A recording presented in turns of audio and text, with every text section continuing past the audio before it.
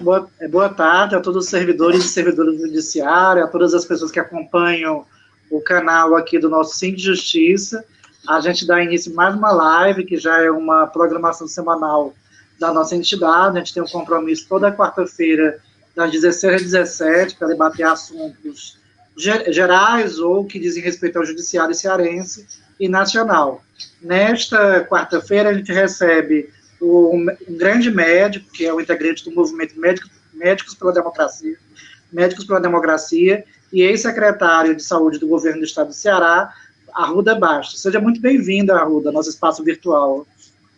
Bom, boa tarde. Eu quero primeiro agradecer o Sim de Justiça, agradecer o Ezra Gomes, dizer um prazer aqui estar com vocês, e também aqui me congratular com Deus e Malencar, e vamos fazer um grande debate, se Deus quiser. É importante esse tema. Vamos esclarecer se a pandemia acabou, vamos dizer isso agora, né, durante essa live, e também os riscos do retorno ao trabalho presencial. Temas muito importantes nesse momento atual, Wesley. Não, a gente agradece. Realmente são temas assim que a gente fica com medo, porque para uma parte da população a pandemia acabou, mas já vamos entrar lá. E a gente recebe o nosso diretor de cultura, o Deusimar Alencar, do Sim de Justiça. Boa tarde, Deusimar. Quanto tempo?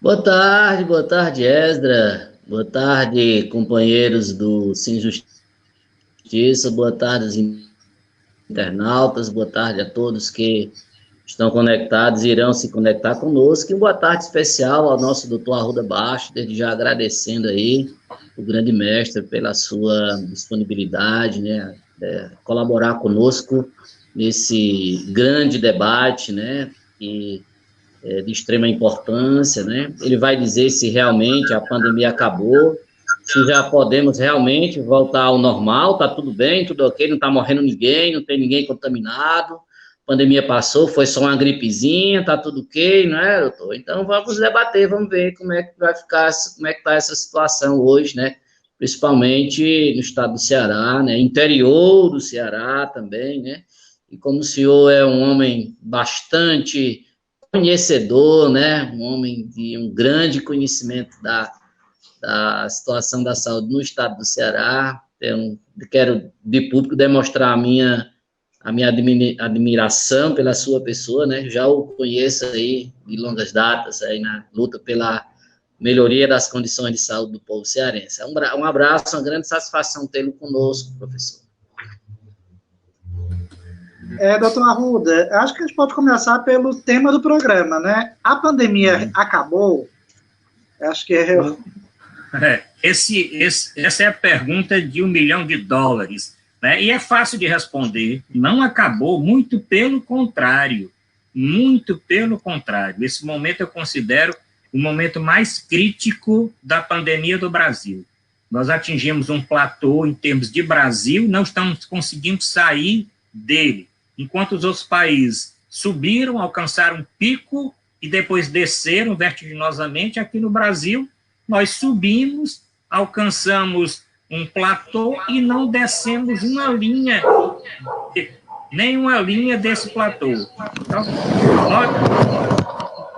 nós estamos, então, no momento, tendo um problema grave, tá certo? Porque muitas capitais tiveram a redução do número de casos e óbitos, mas o interior está compensando e mantendo, em termos de estado, aquele quantitativo de óbitos não inferior a 1.100 óbitos por dia, quando considerar que nós estamos no fim da pandemia, que nós temos 1.100 óbitos por dia, temos mais de 45 mil casos confirmados de Covid por dia. Nós alcançamos agora os últimos números, eu posso dar para você aqui que eu tenho os últimos números do Ceará, o último boletim do IntegraSUS. O último boletim do IntegraSUS, nós temos 141.248 casos confirmados no Ceará, com toda a subnotificação, que é geral no Brasil, e o Ceará, embora o Ceará realizou um grande número de exames, nós realizamos 362.925 exames, mas existe subnotificação. E nós ultrapassamos aqui no Ceará 7 mil óbitos no dia de hoje. Nós estamos com 7.000 30 óbitos confirmados. Nós estamos com Fortaleza com mais de 38.500 casos, Sobral com mais de 8.600, Caucaia com mais de 4.600, Maracanu com mais de 4.500, e Juazeiro do Norte que vai subir, vai ultrapassar Maracanu, Caucaia e vai ficar pertinho de Sobral. Então, respondendo aqui categoricamente a sua pergunta, infelizmente, nós estamos longe deste pesadelo. Então, quando eu vejo gestores, quando eu vejo governantes, secretários flexibilizando além da conta, eu fico extremamente preocupado, porque nós não aprendemos nada com a doença mundialmente. Nós não aprendemos com os Estados Unidos, que agora os casos estão aumentando, os governos retornando ao isolamento social, não aprendemos nada com o que aconteceu, o retardo das medidas enérgicas na Itália, e agora o governo italiano está sofrendo uma série de ações das pessoas, dos italianos. Não aprendemos muita coisa com a França, muita coisa com a Espanha, muita coisa nós não aprendemos. Então, temos que ter o máximo de cuidado. Eu fiquei só satisfeito hoje com a entrevista do governador, nós vamos conversar isso depois, que ele está em dúvida se nós ultrapassamos a fase 3 para 4. E essa dúvida é pertinente. Ultrapassar a fase 3, que é a fase que nós estamos na capital, para uma fase que vai liberar bar, que vai liberar escolas, que vai liberar academia, ele já disse que não vai, que esses setores não vão ser liberados. E que vai estudar tecnicamente se Fortaleza passa de uma fase para outra. Eu, inclusive, posso dar um conselho agora. Se eu fosse o governador, manteria Fortaleza na fase 3, não dava um passo para frente. O passo que deu foi essa abertura dos jogos, que eu tenho aqui uma certa restrição com relação a ter liberado os campeonatos, poderia esperar mais um pouquinho. Mas com relação às outras medidas, eu concordo que não deva abrir bar, não deva abrir cinema, não deve liberar reuniões, não deve liberar escolas, não é o momento ainda, porque nós temos um número grande de casos ainda, embora, claro, que não como estávamos há um mês atrás, tá certo? Mas podemos ter um repique da doença. Nós já observamos pequenos aumentos durante semanas aí anteriores, essa semana, não de UTI, mas de internação em enfermaria. Nós temos que acompanhar isso com muito, muito cuidado. Então, respondendo, estamos longe de acabar a pandemia aqui no Brasil e também aqui no nosso Ceará. Outra pergunta que eu acho que a gente pode já emendar é essa questão da superlotação dos hospitais. Houve uma diminuição, assim, no número de casos graves para justificar essa abertura, que é a grande dúvida, porque a gente fica meio ilhado com tanta informação e acaba que no dia a dia a gente fica perdido. Os hospitais melhoraram ou continuam com a mesma situação de muitos leitos sendo utilizados? Então, nesse critério de leitos, nós melhoramos, e melhoramos substancialmente. Eu não vou comparar a superlotação das UTIs, que nós tivemos há 45 dias atrás, 2 meses atrás, agora. Nós estamos com 60%, 60% e poucos por cento de leitos ocupados, algumas UTIs, inclusive, de alguns hospitais, já sem pacientes, mas isso não quer dizer que não possa aumentar. Os hospitais privados, a mesma coisa, tiveram uma redução também. As operadoras de plano de saúde têm anunciado uma redução do número de ocupação de leitos de UTI e respiradores, mas tem observado uma quantidade ainda de internação de pacientes com a doença menos grave. Então, com relação a isso, não tem dúvida, aqui na capital, nós melhoramos. Mas esse não deve ser o único critério. Eu não considero que esse critério seja o mais importante. O critério mais importante é o número de casos confirmados, é você testar a população, ver o número de pessoas que estão sendo confirmadas com Covid por dia. Isso é que é importante o governo fazer, testagem em massa da população. Você descobrir casos em bairros e você tentar aí fazer um trabalho de isolamento, de pessoas que têm comunicação com esta pessoa no trabalho, no ciclo familiar dessa pessoa, tá certo? Então, muitas das vezes as pessoas dizem, principalmente os empresários, né, que pressionam o governo para que se abra a economia. Ah, mas tem leito sobrando, então porque tem leito sobrando, eu vou adoecer e vou para uma UTI porque tem leito de UTI esperando por mim? Eu não vejo isso como um critério. É um dos critérios, mas o único não. Vamos liberar a economia porque nós temos 60% de leitos ocupados. E aí? Nós vamos liberar, as pessoas vão se contaminar, vão adoecer, vão para os hospitais, vão ter uma pneumonia, vão precisar do respirador e vão ter a UTI. Mas muitas dessas pessoas, nós sabemos, inclusive pela experiência, nós temos com a taxa de letalidade, eu posso dar esse dado agora aqui para você, que eu estou na minha mão, nós estamos aqui com a taxa de letalidade de 5,14, baixou um pouquinho agora nisso, 4,98. Nós temos com 600 óbitos ainda suspeitos, sem confirmação. Além daqueles 7.030 que já foram confirmados, né? Nós temos um tempo médio de internação de quase 10 dias, permanência em UTI de aproximadamente 1 mês. Então, nós ainda não estamos, essa sua pergunta confirma a minha primeira. Nós temos um indicador positivo, que é leitos disponíveis. Tanto que eu sou contra você desmobilizar os leitos. Mas que essa pressa de você desmobilizar hospitais que foram criados, leitos de UTI, não tem essa pressa. Vamos esperar, vamos devagar, que o andor é de barro, tá certo? Vamos devagarzinho, que o santo é de barro. Cuidado com o andor, que o santo é de barro. Vamos devagar, nós podemos ter uma necessidade de reativar leitos. E principalmente isso, nós vamos conversar durante aqui a live de vocês, os cuidados que nós temos que ter nessa fase de flexibilização. É uma fase crítica em todos os países, essa fase foi crítica. Tirando superlotação de leitos de UTI, falta de respirador, a fase mais crítica que existe é na retomada das atividades normais, retomada da economia. Se não for feito com calma, você estraga tudo que você fez ao longo de 3, 4 meses. Muito obrigado, Arruda. Vamos passar aqui para o Deusimar, mas antes disso, vamos dar uma palavrinha aqui com os nossos, alguns servidores que já enviaram mensagens.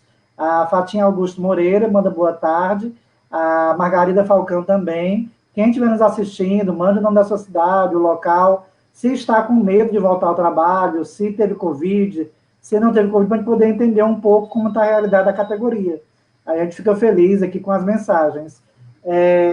Deusimar, me diga uma coisa, assim, como é que a categoria recebeu, acho que é bom puxar a memória, né?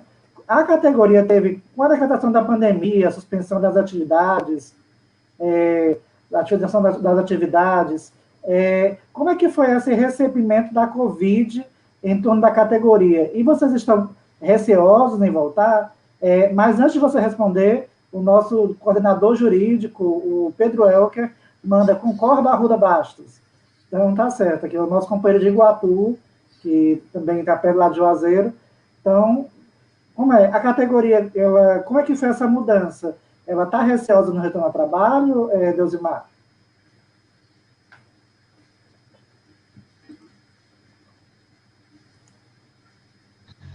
É o seguinte, nós não cansamos de ser surpreendido pelo Tribunal de Justiça, né? Essa condição do patrão sempre oprimir. O trabalhador está sempre ali pagando o alto preço. E aí a gente foi surpreendido, né, com esse ato do tribunal que ele chamou de regime diferenciado de trabalho, plano de retomada do trabalho presencial, porque assim, o Tribunal de Justiça do Ceará lucrou com a pandemia. Quer dizer, não é nem só o tribunal, muita gente está lucrando, né? Em outros países, houve uma divisão de carga, compartilhamento de dor, né? Houve aquela questão humanitária de oferecer ajuda, mas no Brasil, primeiro, que a gente não tem um governo, né? O Brasil está entregue aí a não sei nem a quem. Não teve o Brasil não teve um plano, né? O doutor deve concordar. Não houve um plano nacional estrategicamente elaborado para conduzir essa pandemia. O que houve foi um presidente louco, né? Genocida, chamando as pessoas para a rua, convocando os seus seguidores para se contaminarem, e aí gerou aquela bagunça toda, e o Tribunal de Justiça do Ceará, ele segue a banda, ele vai seguindo a banda. Então, ele publicou aqui o plano de retomada do crescimento, dividiu em 5 fases, e dia 14, que foi ontem, já estão retornando aí para dentro dos fóruns, certo? E o plano aí é até 22 de setembro, está tudo normal, morra quem morrer, não foi assim que ele disse, né? Um certo camarada aí. E nós estamos sepultando os nossos colegas estão morrendo. Vez por outra, a gente tem que ler a nota de pesar pela perda de um colega que morreu de Covid no Tribunal de Justiça, entendeu? O sindicato extremamente preocupado com essa retomada irresponsável, as condições de vigilância das comarcas do interior, na sua grande maioria, são prédios que, numa situação comum, já traria grande perigo, e infelizmente, o presidente do Tribunal de Justiça está retomando a fase presencial dos trabalhos, os servidores estão retornando. Por outro lado, tem uma pressão para que os servidores possam aderir ao teletrabalho, porque o Tribunal de Justiça cresceu a sua produtividade no período da pandemia, cresceu muito. Os números são só crescentes, não há a menor necessidade de retomar o trabalho presencial, porque os números estão crescendo, o pessoal está produzindo muito nas suas casas, com seus equipamentos, trabalhando bastante, certo? E a gente está muito preocupado, o sindicato, assim, estamos conversando com as bases no interior, fazendo videoconferência, esclarecendo, e vez por outra, a gente tem que chorar a perda. São 8 mil mortes no estado do Ceará. Não há medo de dizer que são 8 mil ou mais de 8 mil mortes. São pessoas, são pais, são esposos, são seus trabalhadores. Gente, pelo amor de Deus, só porque tem leito, tem vaga no leito, de onde que se tira? Como que se pesa a vida numa balança? Só porque tem vaga no leito de UTI, então vamos botar o trabalhador para se expor, para morrer, para conduzir esse vírus, sinceramente.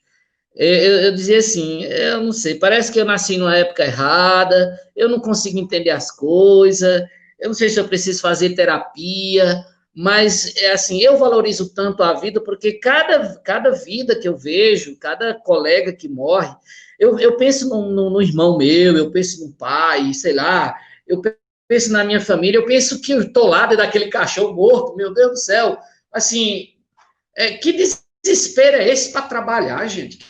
Que desespero é esse para ir para a rua? Que desespero é esse para aglomerar? Que loucura é essa? Porque tem que expor o trabalhador, ele tem que estar lá presencialmente, principalmente no Tribunal de Justiça desse, onde o teletrabalho, o home, a pessoa produz de casa, tem videoconferência, dá para fazer tudo na maior tranquilidade, sem precisar conduzir ao matadouro os trabalhadores. Sinceramente. Não sei.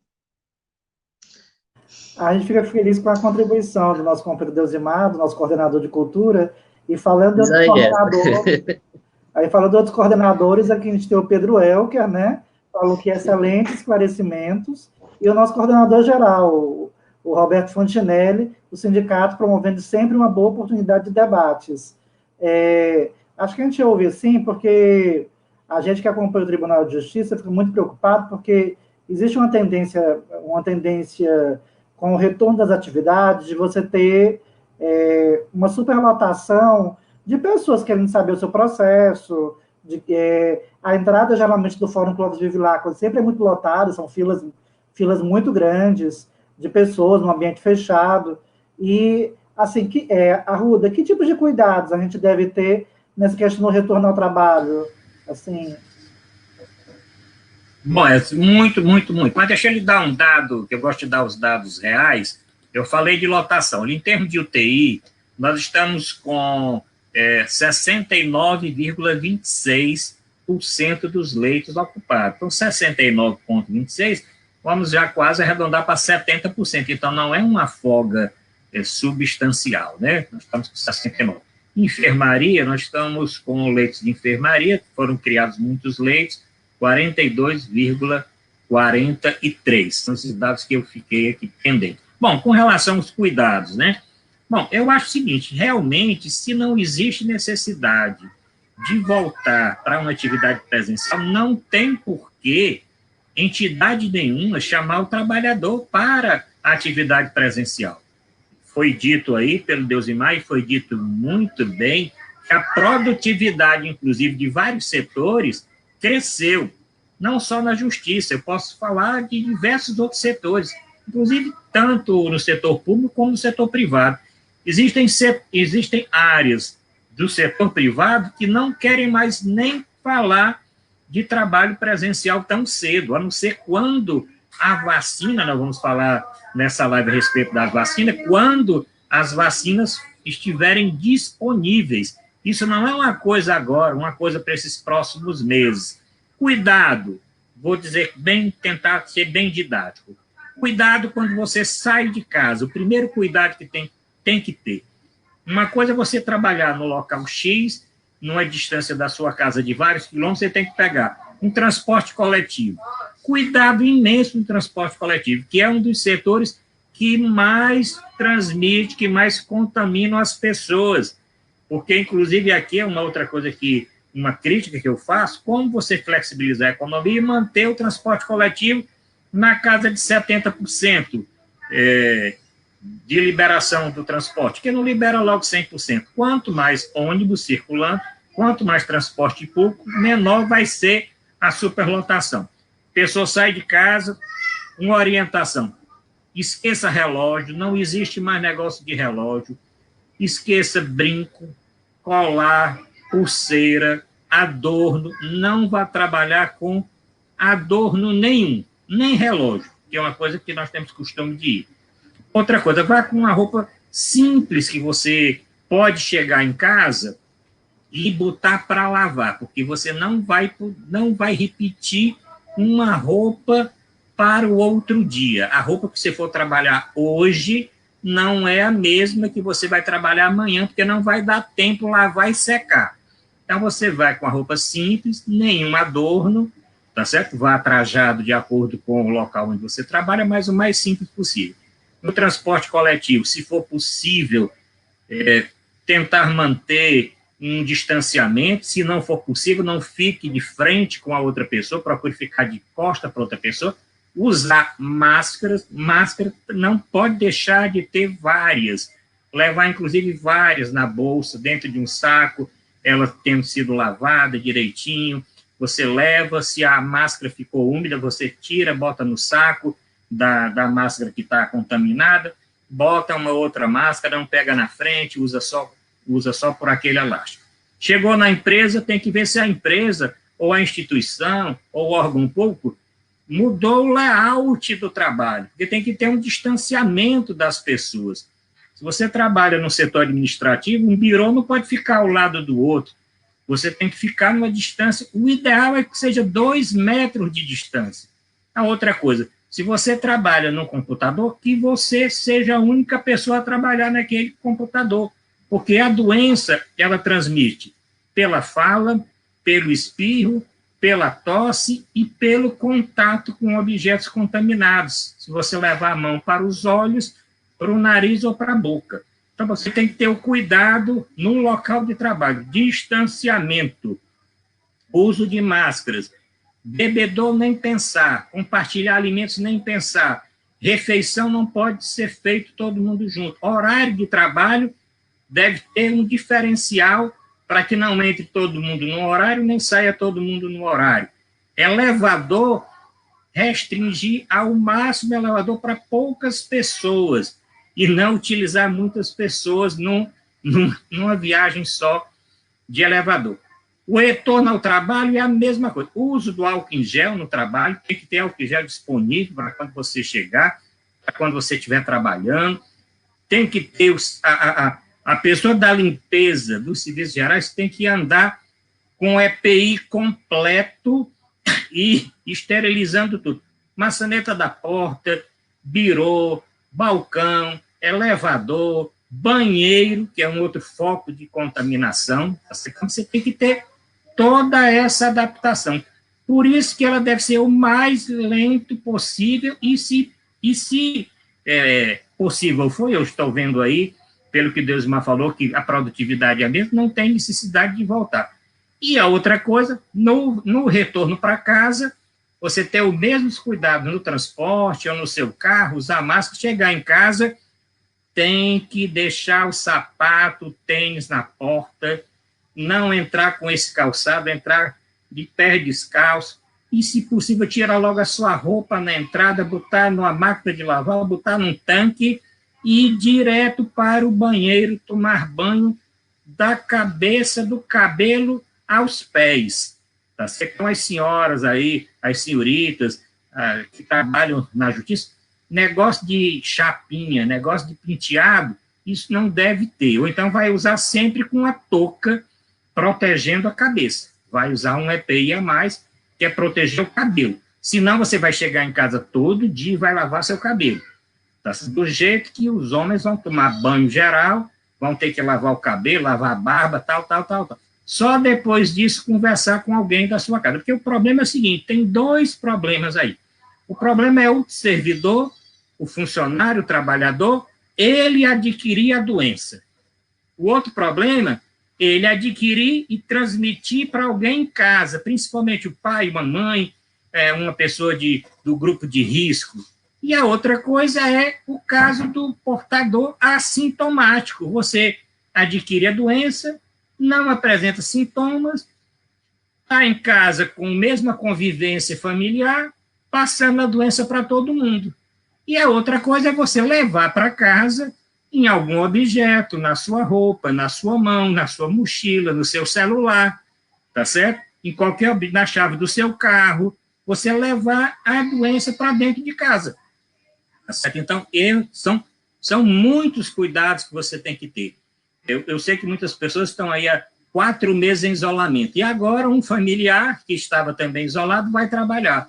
E essa pessoa, se não tiver todos esses cuidados, pode trazer a doença para dentro de casa. Então, eu tenho dito isso sempre quando eu participo, e eu acho que essa flexibilização, eu critico uma coisa.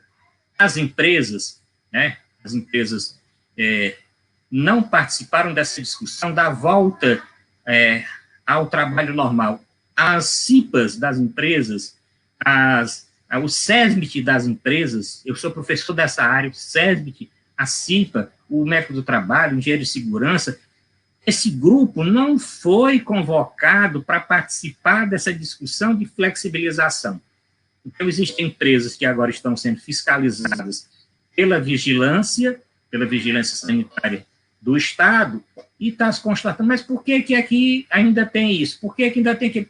Por quê? Porque as empresas, o SESMIT, a CIPA, o engenheiro de segurança, o engenheiro do trabalho, o médico do trabalho, não foram convocados para discutir este assunto da flexibilização. Como é que você vai flexibilizar para as empresas e para as entidades, e os profissionais dessa área, o departamento médico dessas empresas não participam dessa discussão, tá certo? Não participam dos protocolos, porque tudo tem protocolo.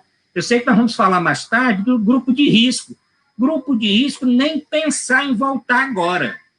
Grupo de risco, e eu vou esclarecer o que é grupo de risco, nem pensar em voltar agora, nem se o presidente da República chamar. Não pode voltar para o trabalho presencial agora, se você faz parte do grupo de risco. Inclusive, isso no decreto do governador consta. Quem é do grupo de risco tem que permanecer em isolamento. Então, a empresa ou a entidade, a instituição não pode... E eu tenho visto, muitas das vezes, ligam para mim, doutor Arruda, tenho 67 anos, sou coronariopata, não sei o quê, a empresa quer que eu trabalhe. O que é que eu faço? Eu digo, não vai, procure o CERN da empresa, procure o médico do trabalho, procure ser um médico, leve a sua declaração, seu atestado, comprovando que você está no grupo de risco, e se você não é da saúde, se você não está enfrentando Covid, tá certo? Para essa área da saúde tem uma certa liberação, tá certo? Para os profissionais de saúde tem uma certa liberação. Se você não é dessa área, você não tem como aceitar esta sua flexibilização. Aqui o nosso presidente, o nosso coordenador geral, Roberto Eudes Fontenelle, diz, a presidência do Tribunal de Justiça também não permitiu a participação real nessa volta do nosso sindicato. E o Leonardo Saraiva dizendo, grande Deusimar, obrigado. E o Roberto fala que a teimosia e o autoritarismo não abriu a mente dos gestores. Você falou agora, Arruda, é muito importante, porque nesse processo o sindicato solicitou a participação efetiva no comitê de gestão de combate ao Covid e não teve um assento. Aí a gente queria ouvir um pouco o Deusimar para ele poder falar dessa questão de como é que foi, se teve discussão, se teve diálogo, como foi o diálogo para essa questão da volta do trabalho do Tribunal de Justiça, das conversas que você participou.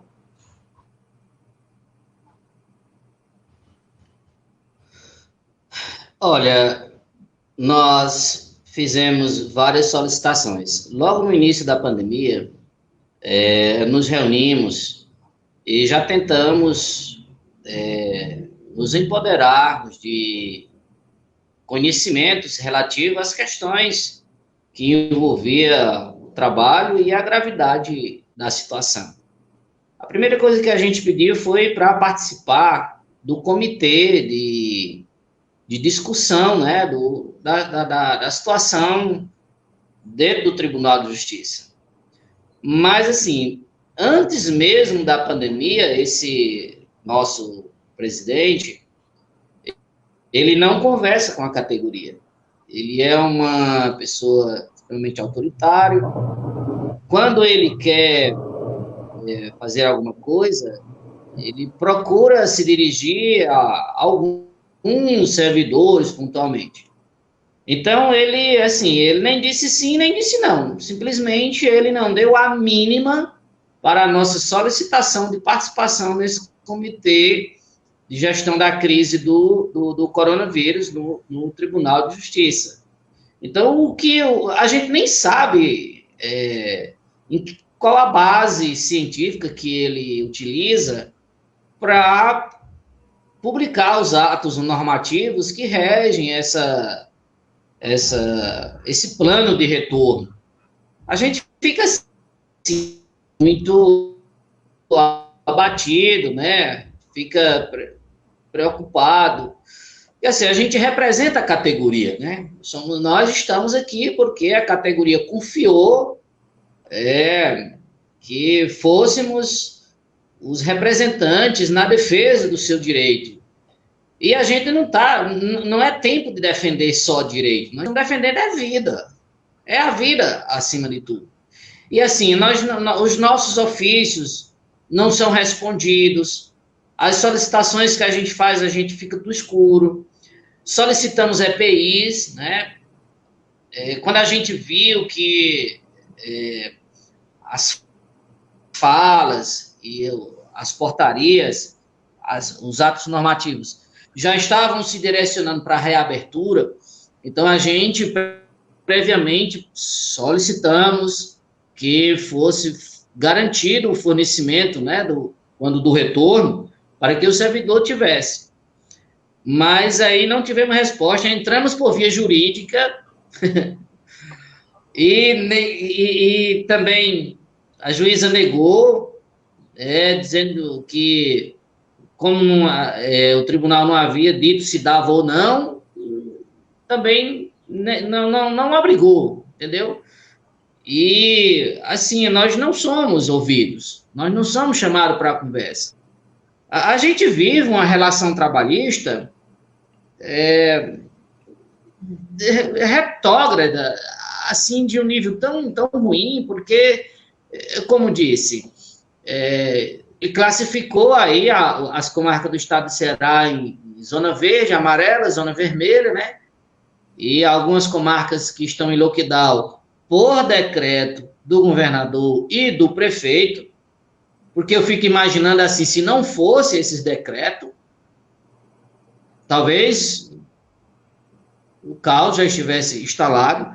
A situação não é boa, além dessa questão da doença, o doutor sabe, tem a questão do isolamento, a pressão, o medo, o servidor ali pressionado para mostrar trabalho, porque 30% do nossos rendimentos estão atrelados à produtividade. Se nós não apresentarmos essa produtividade X naquele semestre, nós vamos ter tirado do nossos rendimentos 30% do nosso, entendeu? Assim, uma coisa muito bruta. A gente não tem acesso cotidianamente, diurnamente, para saber se estamos próximo ou não de cumprir essas metas. Aí tem aquela pressão psicológica, o coração acelera, será que eu vou ou não cumprir minhas metas? Vou poder pagar minhas contas? Como é que eu estou? Então, esse plano de retorno foi unilateral, de cima para baixo, a gente só soube depois que já estava publicado no Diário da Justiça, não fomos consultados, e já tentamos, não é por falta de tentativa. Acionamos os meios jurídicos, a imprensa, enviamos comunicação para a gestão, tentamos ser ouvido, mas, infelizmente, a gente está à mercê aí do que o presidente achar que deve ser feito, não sabemos qual é a base científica que ele utiliza, não sabemos quem são as pessoas que ele consulta para tirar essas decisões dele, entendeu? E, infelizmente, estamos aí. Entramos em contato com alguns servidores de algumas comarcas, disseram que estão sendo chamados para o retorno presencial e que nas comarcas não tem uma pessoa para medir a temperatura lá, embora tenham recebido o kitzinho, mas o kit está lá na entrada do fórum, né?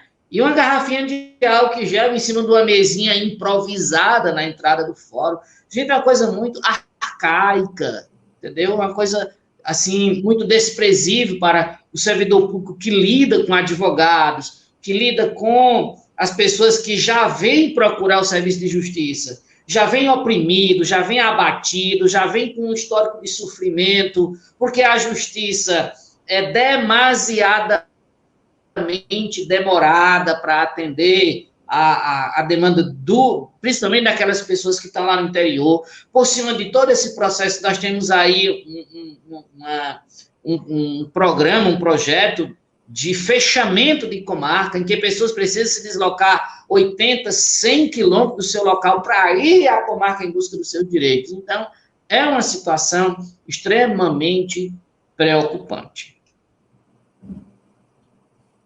Acho que vamos aqui pegar aqui os comentários, né, ler. A Fatinha Augusto, nossa ouvinte assídua das lives, assim, a nossa super fã, todo cuidado ainda é pouco, o risco ainda é alto. A Raimunda Rodrigues, e ainda por cima, nada de fornecimento de EPIs tão importantes nesse momento. Nosso coordenador geral, o Roberto Eudes, a pior gestão do Tribunal de Justiça do Ceará, para com respeito ao servidor de carreira, é essa. Não há uma pauta positiva para o servidor, é apenas propaganda enganosa. O José Júlio, boa tarde, camaradas. O Gabriel Safir, vamos ter muitos casos de estresse pós-traumático por conta do medo, do isolamento das pressões, e o José Júlio França, essa é uma gestão que só nos causa indigestão. A gente até conversou semana passada um pouco sobre saúde mental, Arruda, porque como a categoria foi forçada a fazer o teletrabalho e tem altas metas de rendimento, Assim, o próprio Deusimar falou que parte do salário é composto por esse desempenho que fez, inclusive, alguns servidores, onde teve casos de processos físicos, a irem nos fóruns, deslocar para poder ter acesso. Aí a gente quer saber um pouco sobre o grupo de risco, né? Porque a gente tem vários servidores com idade elevada, tem servidores, até servidores novos, com alguns problemas, diabetes, pressão alta, como é que é o grupo de risco, se ele deve voltar ao trabalho, se não deve voltar, se ele for voltar, quais são os cuidados, e também perguntar logo sobre se existe uma possibilidade de uma vacina em breve. Bom, então, deixa eu ver com relação ao grupo de risco. Grupo de risco é o seguinte: qualquer pessoa com mais de 60 anos de idade é grupo de risco. Mesmo que seja um atleta, que seja faz exercício de ser, que teve mais de 60 anos, ele está no grupo de risco, e todos os trabalhos que mostram a quantidade de óbitos segmentado por idade mostram que faleceram mais pessoas acima de 60 anos. Os pacientes que têm doença pulmonar crônica, se você tem uma doença pulmonar crônica, você é alto grupo de risco, independente de ter acima de 60 anos ou não. Isso é importante. Grupo de risco não é só ter mais de 60 anos. Aí a primeira faixa. Primeira faixa, mesmo que seja sadio, teve mais de 60 anos, é grupo de risco. Qualquer idade, se você tem uma doença pulmonar obstrutiva crônica, tem uma asma severa, tem uma bronquiectasia, tá certo? Tem frequentes pneumonias, já teve câncer de pulmão, já teve tem enfisema pulmonar, qualquer uma dessas doenças e outras crônicas, isso aí faz parte do grupo de risco. Qualquer paciente que seja coronariopata, cardiopata, fez cirurgia de obstrução coronariana, usou um stent, fez ponte safena, tem uma doença, uma cardiomegalia, o coração crescido, tem alguma doença crônica nessa área cardiológica, também é do grupo de risco. Pacientes com doenças cerebrovasculares, teve um AVC, mesmo que tenha se recuperado, é do grupo de risco. Pessoas com doenças renais, nefropatias crônicas, glomerulonefrite, glomerulonefrose, uma série de doenças renais crônicas também. Doenças que reduzem a imunidade, está fazendo tratamento de câncer, quimioterapia, radioterapia, mesmo hormonioterapia, não tem como voltar em qualquer idade. Tem uma doença reumática que usa corticoide, usa medicamento que baixa exatamente essa imunidade, não deve voltar, tá certo? Pacientes portadores de diabetes, que sejam diabetes que tem que usar medicamentos, se usa insulina, se é um diabetes mais complicado, se é obeso, a obesidade é um outro fator de risco. O paciente obeso, em qualquer idade, ele faz parte do grupo de risco, tá certo? E uma série de outras doenças que são, assim, mais específicas, doenças hereditárias, tá certo? Doenças na área do fígado, hepatopatias também, o paciente tem alguma hepatopatia crônica, ele é portador de uma hepatite crônica, ele é portador de cirrose, ele é portador de algum... Então, isso o médico que trata, que acompanha esse paciente, ele pode perfeitamente atestar para esse cidadão, tá certo? Que ele não pode voltar, porque ele faz parte de um grupo que, se pegar a doença, tem uma possibilidade bem maior de vir a complicar. Então, tem que ter muito cuidado nessa flexibilização, por isso que eu oriento aqui os internautas, tanto ligados ao Cine Justiça, como eu sei que o programa de vocês depois vai ficar no YouTube, vai ser muito acessado, eu vou compartilhar no meu YouTube também, nas minhas redes sociais, no Instagram, então as pessoas vão ter acesso, eu estou falando para a população em geral, todos os internautas aqui que estejam assistindo essa live. Se você faz parte desse grupo de risco, procure administrativamente o setor dizendo que faz parte. Se solicitarem um atestado, um documento, não tem problema. Procure o seu médico que acompanha, ou procure um profissional de saúde, receba essa orientação e entregue na sua empresa, na sua entidade, no seu local de trabalho, que você não deve voltar. Só vai voltar quando tiver a pandemia, tiver a vacina. Você falou para a vacina, né? Tá, a vacina, sim, nós estamos tendo uma briga boa com relação à vacina. Tá certo? Existe uma vacina que foi divulgada agora, que é uma vacina russa, e os russos estão dizendo que agora, já para agosto, setembro, ela vai estar disponível. Tá certo? Não é que eu desacredite nisso, mas eu li todos os estudos, achei pouco testada, né? Na primeira fase, 30 e tantas pessoas, depois você tem que testar 10 mil, 20 mil pessoas a vacina. Então, mas é uma vacina que chegou no nível de 2 chinesas, de uma britânica de Oxford e de uma americana. O Brasil está participando diretamente de 2. Da chinesa com o Instituto Butantan, está bem adiantado, eu acho que vai ser a primeira que vai ser lançada, é uma vacina que não tem, assim, muita novidade, é uma vacina tipo a da gripe, pode ser até que precise tomar todos os anos, tá certo? Essa é uma vacina de vírus inativado, é mais simples. A vacina de Oxford é uma vacina nova, vai revolucionar quando ela estiver aprovada, tá certo? Porque ela pegou o chimpanzé, mudou, geneticamente ela alterou e tal, e a americana e essa russa. Então, vacina nós vamos ter, mas não é uma coisa, eu não acredito que ainda esse ano. É coisa para sair esses testes, porque a vacina, além de ser eficaz, tá certo? Ela não tem que causar risco, ela não pode causar risco para a pessoa. A vacina, ela produz anticorpos, mas mata a pessoa depois de uma doença X, porque causa uma hepatopatia, causa insuficiência renal. Não é possível você ter uma vacina dessa que você trata uma coisa complicando outra, né? Você tem que ter uma vacina que pode ter até algum efeito colateral mínimo, uma gripe, uma febrezinha, uma dor local, como praticamente as vacinas causam, mas não nada mais do que isso. Você só tem condição se nessa fase 3, se você tiver testagem maciça. E o Brasil, tá certo? Como é um setor que eu já falei, mostrei os números, é um país que ainda vai demorar muito, tem muito número de casos, é um país ideal para você testar a vacina, tá certo? Está sendo solicitado aí 9 mil profissionais de saúde para testar a vacina chinesa. Está sendo solicitado aí mais de 10 mil também profissionais de saúde, que esses testes, nós devemos louvar aqui os profissionais de saúde, né? Profissionais de saúde estão tendo um papel enorme na linha de frente, né? Os profissionais que nem sempre são valorizados, eu quero até dizer isso. Os profissionais de saúde não são muito valorizados, agora vão sair dessa pandemia valorizados. Enfrentaram, muitos morreram, tá certo? E agora estão testando, servindo, vamos dizer, de cobaia, como se diz tradicionalmente, para testar a vacina que os outros depois vão tomar. Até mesmo porque eles estão mais expostos, e se eles tomam a vacina não adoecem, porque a vacina está formando realmente anticorpos, está causando realmente o efeito de proteção, tá certo? Então, vacina é uma coisa que eu acredito com mais esperança, eu sou otimista, para 2021, primeiro semestre de 2021. Deixa eu logo emendar logo uma pergunta, que tem um ouvinte que mandou uma pergunta específica. Boa tarde. Pergunta ao doutor Arruda, quem tem hipotiroidismo é de risco? Bom, é uma doença crônica, o hipotiroidismo, o hipertiroidismo. Aí eu sugiro que veja o grau disso aí, se esse hipotiroidismo é causado por uma doença autoimune, chamada doença de Hashimoto, que é uma doença autoimune, que às vezes precisa tomar corticoide.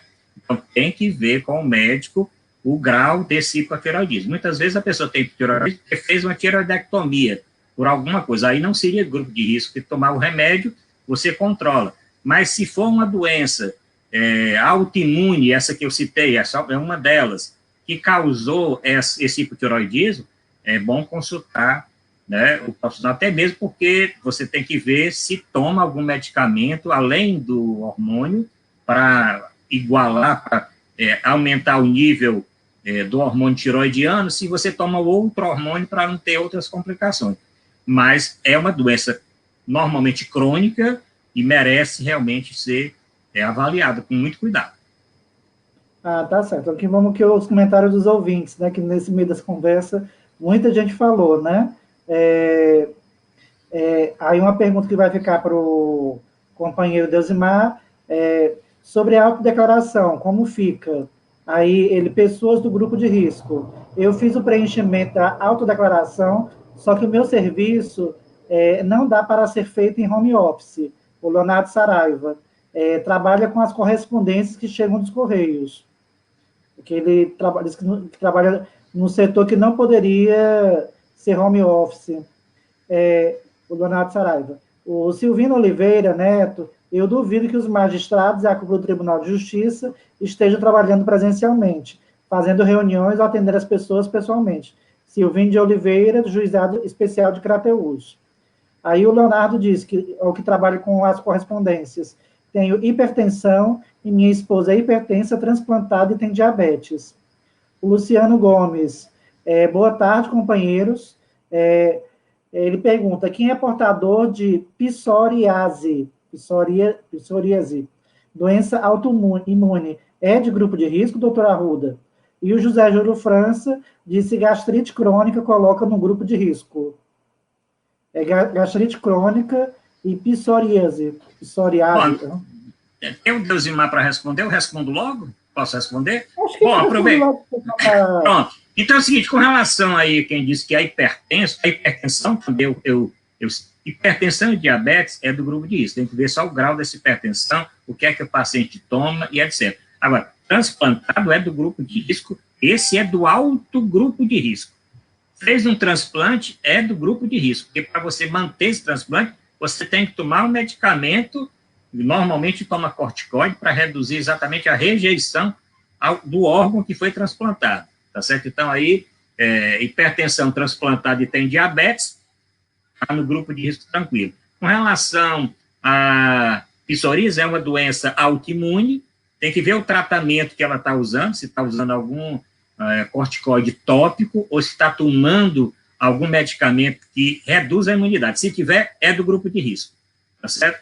E o outro da gastrite crônica, bom, normalmente gastrite crônica não seria do grupo de risco. Se for uma gastrite mesmo, não seria do grupo de risco, a não ser que tenha mais de 60 anos, não precisava ter nem gastrite. Mas só a gastrite crônica, não. Agora, se tiver tido câncer de qualquer local e foi operado, ou está em tratamento, câncer gástrico, alguma coisa, aí sim, aí seria do grupo de risco. O Leonardo Saraiva, Deusimar, não sei se, o Leonardo perguntou sobre a autodeclaração, como é que fica para as pessoas que se autodeclaram do grupo de risco. E também pedir as suas considerações finais, o que você achou da nossa live, desse momento de hoje, que a gente já estaria 4 minutos do fim da live. Mas a gente vai dar uma esticadinha para que tem muitas curiosidades que o pessoal está tendo.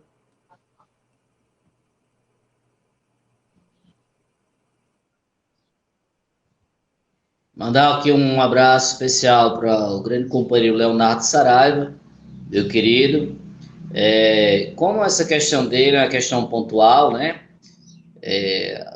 Necessário será que o Tribunal de Justiça se adeque às condições tecnológicas do momento, né? Essa questão de carta, correspondência por meio físico, isso aí tem que se resumir ao máximo. Tem que redirecionar essa forma manual de trabalhar para um dispositivo eletrônico, uma coisa mais eficaz e que venha a ser mais adequada ao momento. Mas nós vamos encaminhar aí essa situação da Leonardo, conheço, sei, já trabalhei com ele, inclusive, lá no setor dele. A gente vai analisar e depois a gente vai entrar em contato com você, viu, meu querido? Agradecer a todos os internautas, todos os nossos participantes, os que haverão de participar posteriormente, né? Agradecer a todos e dizer que estou satisfeito, né, com mais uma live, como sempre, toda semana, sempre às quarta-feiras, às 16 horas, nós estamos online, sempre trazendo debates de grande relevância, trazendo sempre pessoas, assim, de alto nível, aí, como o doutor Arruda Bastos, aí, desejar tudo de bom para ele, incansável na luta, né, pela melhoria da saúde do nosso povo, a direção do sindicato, nossos diretores, incansável, diuturnamente trabalhando, todos aqui estamos nessa luta. E mais uma live, vocês aí da comunicação, são show, nota 10. Obrigado, um abraço. Na próxima quarta-feira a gente vai estar aqui de volta com mais uma live dessa. Vamos aqui, os comentários, né? O Iderlândio Moraes, nosso coordenador de comunicação licenciado, disse excelente live com importantes informações, sendo na luta, Iderlândia. O Leonardo Saraiva diz presente. O Gabriel Safi diz parabéns pela live, excelente. O Leonardo Saraiva diz obrigado a todos, obrigado pela informação dada. A Eliana Maria, gostei demais dessa live. O José Júlio França, agradecimento à doutora Arruda por ter abrilhantado o debate. E a Eliana diz obrigado, doutor.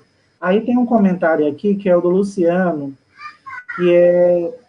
o Luciano é o que diz que tinha doença autoimune, que é psoríase. Ele diz, doutora Arruda, tomo Tecnomet 2 vezes por semana e ácido fólico 1 vez por semana. Eu acho que ele quer saber se ele estaria no grupo de risco. Aí, assim, e acho que também outra questão que a gente disse que ia abordar, mas não abordou, a questão do recente decreto do governador, né?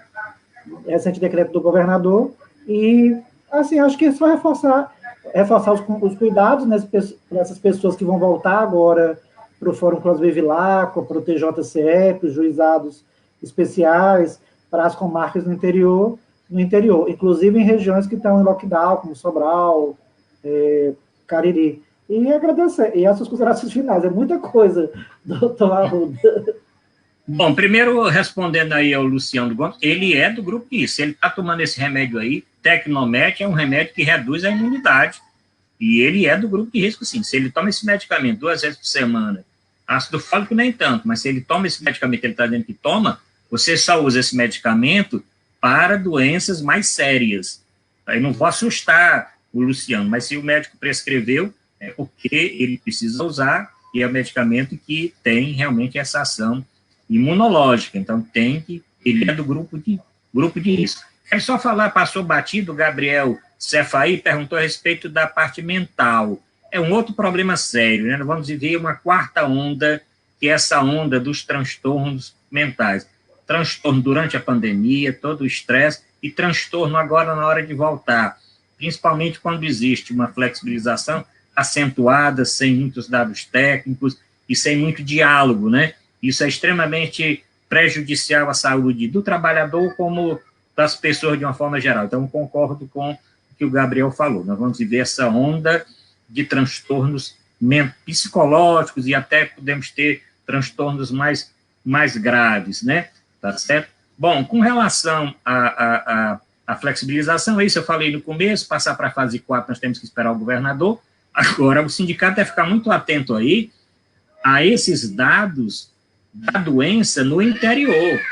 Se você tiver dados no interior que a doença está aumentando, não tem como presenciar o servidor, o trabalhador voltar. Se a doença está aumentando no interior, tem que ter esse cuidado.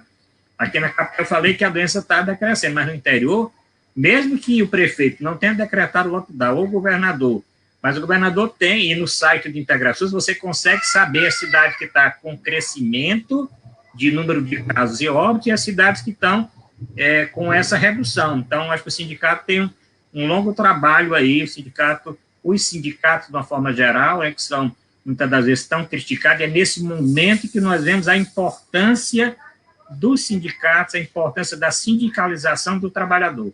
Então, se não fosse o sindicato debatendo agora, no dia de hoje, o sindicato à frente, o servidor ia ficar sem voz, sem representação.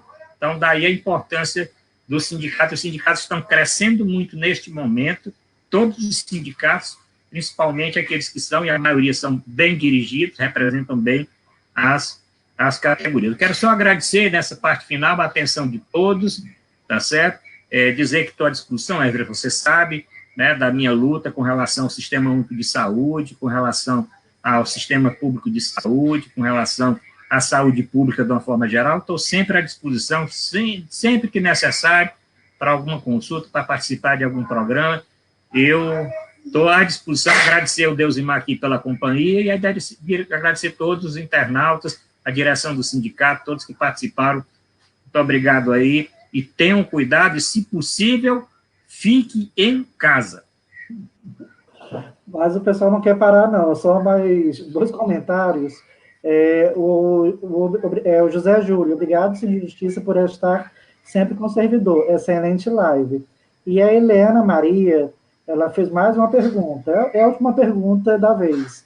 Doutor Arruda, estou tomando ivermectina uma vez por semana. O que o senhor acha? Acho que os servidores estão muito curiosos, porque tem muitas pessoas com idade elevada, né? Vários problemas.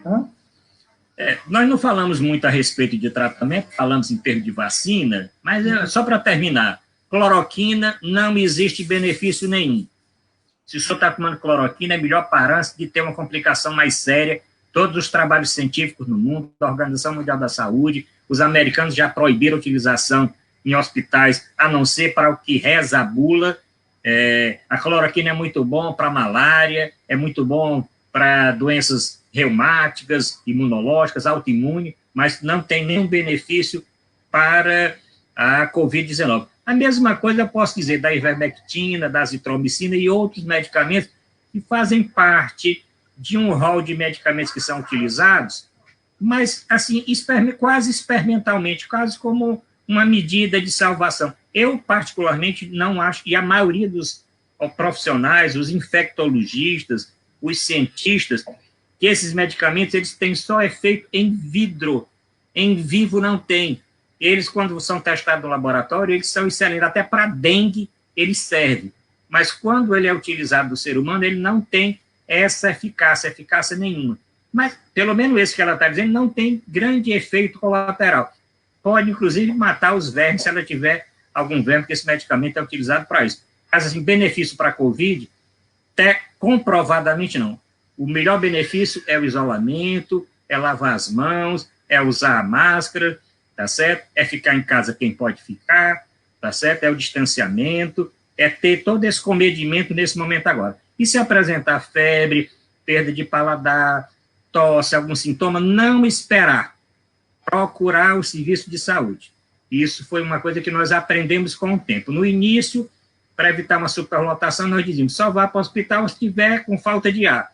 Hoje, não é assim. Se você tiver realmente algum sintoma, perdeu o olfato, perdeu o paladar, está com febre, está com tosse, procura o sistema de saúde logo para receber a orientação, e aí ficar sempre seguido, fazer o exame, fazer o teste, orientar a família, que dessa forma é a forma correta de você evitar uma disseminação maior e evitar complicações. Mas medicamento, infelizmente, até o momento, no mundo todo, não existe medicamento. Só existe um medicamento, que esse é comprovado, que é o uso da dexametasona em pacientes graves na UTI, tá certo? E o uso também de anticoagulante em pacientes graves na UTI.